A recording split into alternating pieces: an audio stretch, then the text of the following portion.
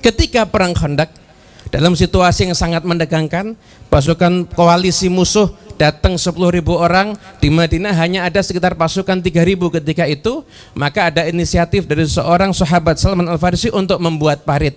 Karena waktu yang mendesak, maka semua sahabat pun bekerja bakti. Dan di antara semua yang bekerja bakti, di antara mereka yang paling payah kerjanya, dan itu disaksikan oleh para sahabat, adalah Nabi Muhammad SAW.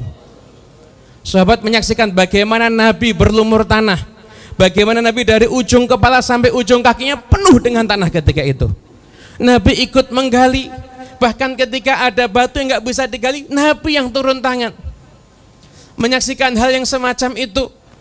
Ketika dalam proses kerja bakti tersebut, sahabat Jabir menyaksikan bahwasanya Rasulullah SAW ketika tersingkap badannya, Rasul mengikat 3 batu di perutnya, yang artinya sudah 3 hari Nabi Muhammad kelaparan. Dan ketika itu semuanya sedang dalam keadaan kelaparan. Menyaksikan itu langsung Jabir pulang ke rumahnya, bertanya pada istrinya, wahai istriku, kita punya apa? Jabir orang miskin, nggak punya apa-apa. Terus nggak ada apa-apa, kita nggak punya apa-apa, nggak ada harta, nggak ada sama sekali. Harta satu-satunya kita cuma punya anak kambing kecil dan gandum hanya beberapa genggam. Kata Jabir, lihat, harta satu-satunya cuma kambing itu, kata Jabir. Dan ini ketika harta ini disedekahkan, ini nggak tahu besok mau makan apa ini sahabat Jabir ini. Maka bila bilang sama istrinya, saya akan sembelih anak kambing ini, kamu siapkan untuk masak, kemudian saya akan undang Nabi Muhammad SAW untuk makan di rumah kita.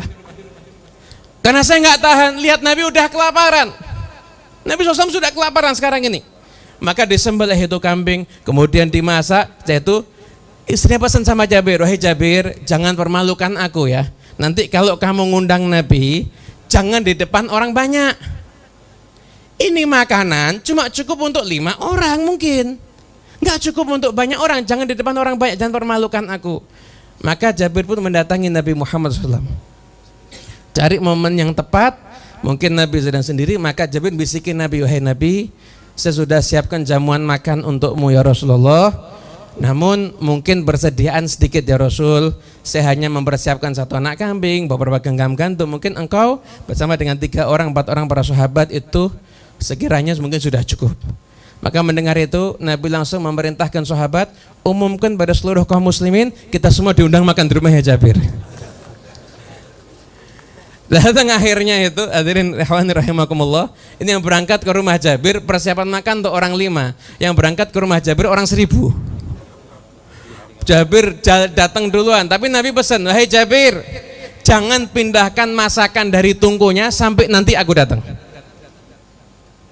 Jabir datang sampai ke rumahnya, istrinya tanya, gimana? Sudah ngomong? Sudah. Berapa yang mau datang? Sekitar 1000. Kaget istrinya Jabir, loh, kok jangan permalukan aku, nih makanan nggak cukup.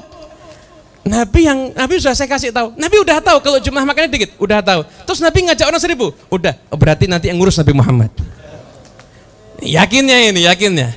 Pesan Nabi jangan dipindahkan dari tungkunya, nanti yang akan ngurusi langsung Rasulullah SAW.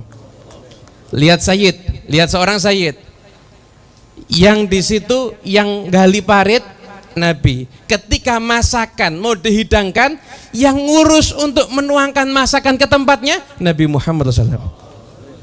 Nabi datang, sahabat masuk diatur, baris, jangan semuanya masuk. Ini rumah Jabir bisa jebol nanti.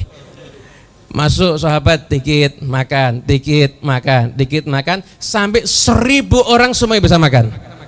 Siapa yang terakhir makan? Nabi Muhammad SAW.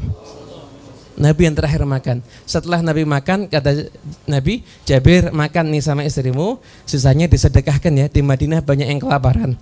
Dibuka sama Jabir, persis dari pertama kali masakan itu dibuat, nggak kurang sama sekali. Shallallahu alaihi Nabi Muhammad.